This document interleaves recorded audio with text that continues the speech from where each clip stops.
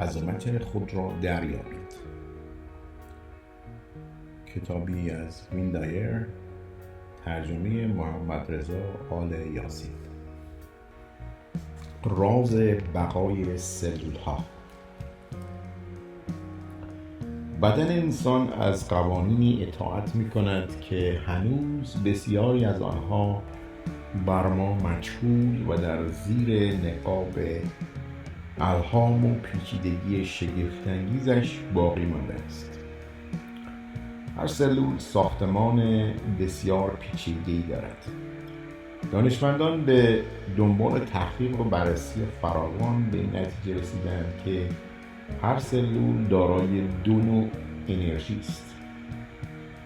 اول انرژی فیزیکی و دوم انرژی که ماهیت شناخته نشده و تنها از آن به عنوان منشأ یاد می شود.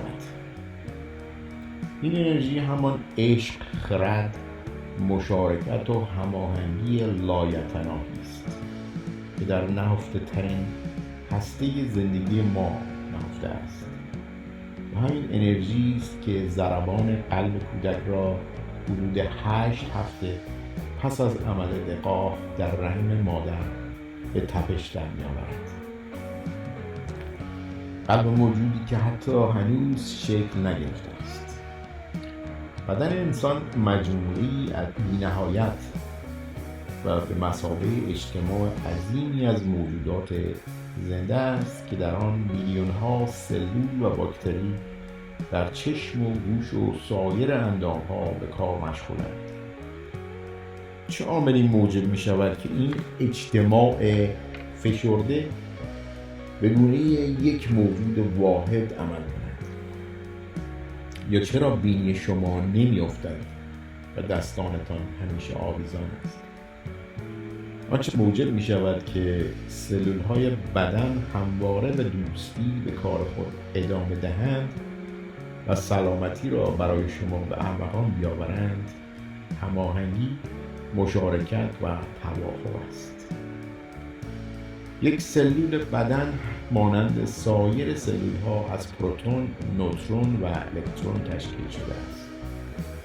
مادامی که بین اجزای سلول عشق و محبت و مهر و صلح و صفا، مشارکت و تعاون حاکم باشد، با سلول های مجاور هماهنگ خواهند بود. اما اگر اجزای یک سلول باز یکدیگر همساز و متفق نباشند و خشونت و خودخواهی و تعارض بین آنها شایع شود، این سلول حق و حرمت سلول های مجاور را رعایت نکرده و بر آنها چیره می شود و آنها را می بلعد و این کار را آنقدر ادامه می دهد تا در نهایت خود و بیمار را نابود می‌کند.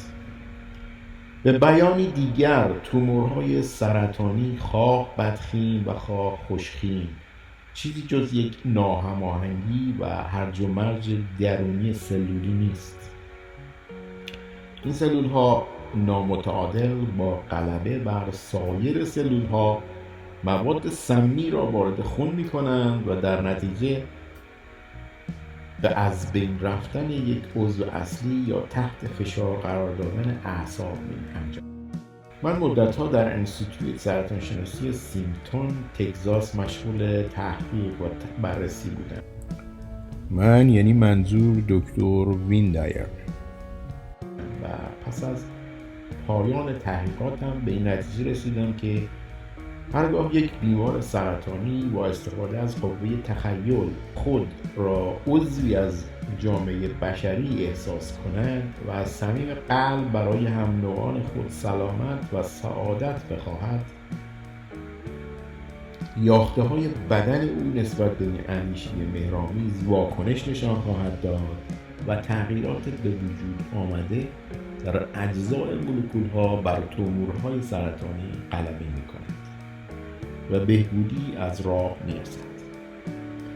عکس این نظامی ساده است، یعنی کسانی که در ذهن و قلبشان بذر خشم و کینه و انتقام جویی افشاندن به زودی تعادل روحی خود را از دست می‌دهند و درست مانند یک سلول سرطانی بر اطرافیان خود که سلول‌های دیگر جامعه تأثیر می‌گذارند و زندگی آنها را نیز از توازن خارج می‌کند.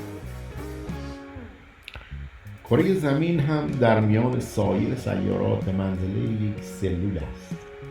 اگر بتوانیم بر سفینه‌ای سوار شویم پس از فرود آمدن بر سیاره دیگر به کره زمین نگاه کنیم، آن را سلولی خواهیم یافت و خود را یکی حس خواهیم کرد.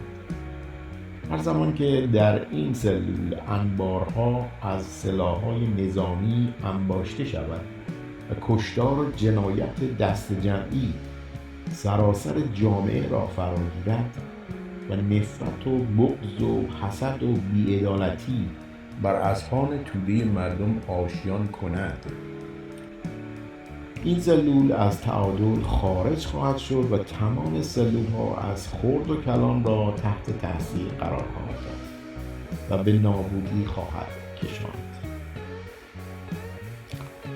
روبرت شلدرین، زیستشناس مشهور، در کتاب جدید علم حیات فلسفه جدید را پیش می‌کشد که ثابت می‌کند نحوه تفکر ما نه تنها بر اوضاع و احوال شخص ما که بر اذهان همه انسان‌ها در سراسر جهان تأثیر می‌گذارد. شلدرین برای اثبات نظریه‌اش از شواهد علمی و تجربیات بسیاری کمک گرفته معتقد است که حافظه و شعور انسان‌ها تنها در مغزش ذخیره نمی شود، بلکه چیزی به نام شعور جمعی نیز وجود دارد. اساس فلسفی روبرت شلدرین بر این پای استوار است که تمام موجوداتی که در یک رده و گونه خاص قرار دارند توسط یک حوزه مورفوژنتیکی که بسیار شبیه حوزه مغناطیسی است احاطه شده‌اند و به نحوی با یکدیگر در ارتباطند.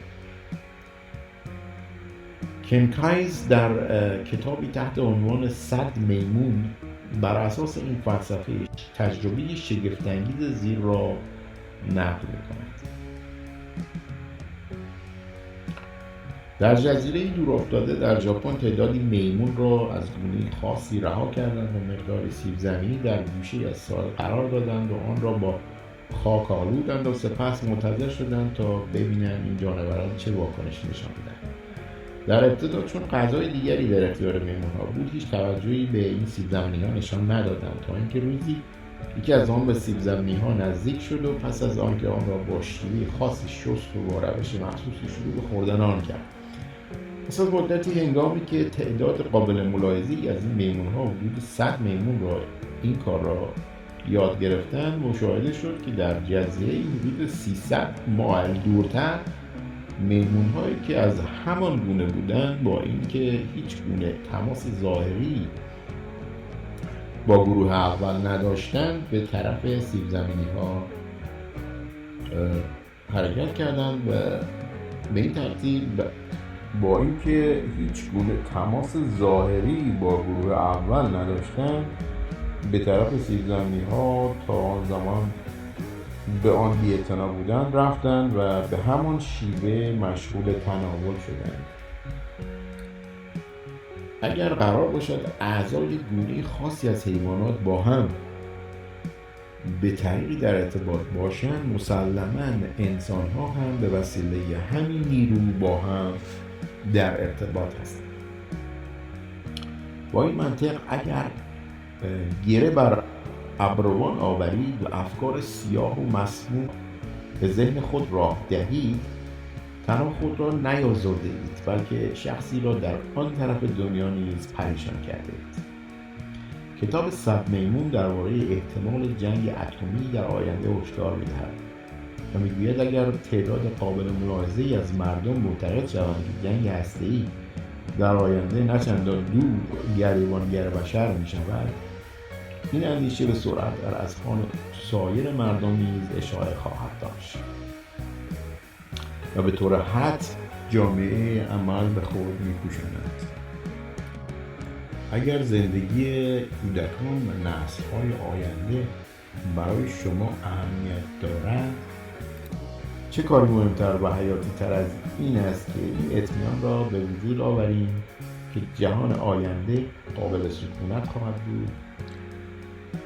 وقتی از بعضی نوجوانان سوال میکنم از چه چیزی بیشتر از همه در هراسند، بسیاری از آنها میگویند جنگ اتمی. اگر این طرز تفکر بر اذهان عمومی مردم رسوخ کند، بدون تردید این خود مردم هستند که موجب میشوند بمب‌های اتمی منفجر شوند.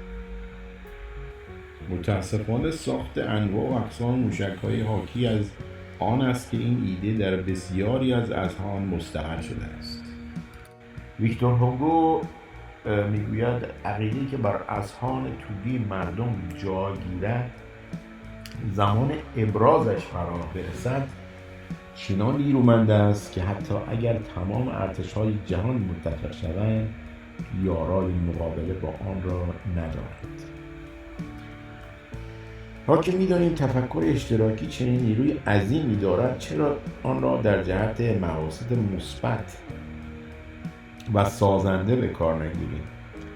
برای مثال، اگر بتوانیم وجدان بشر را در مقابل معضل گرسنگی در سطح جهان بیدار کنیم و بشر را متقاعد کنیم که دیگر گرسنگی قابل تحمل نیست و این فکر را در اذهان جهانیان بنشانیم، بیشک طرز فکر به سرعت گسترش یافته و به عمل نزدیک می شود. دوستان، این قسمتی از کتاب ویندایر عظمت خود را دریابی بود که براتون خوندم.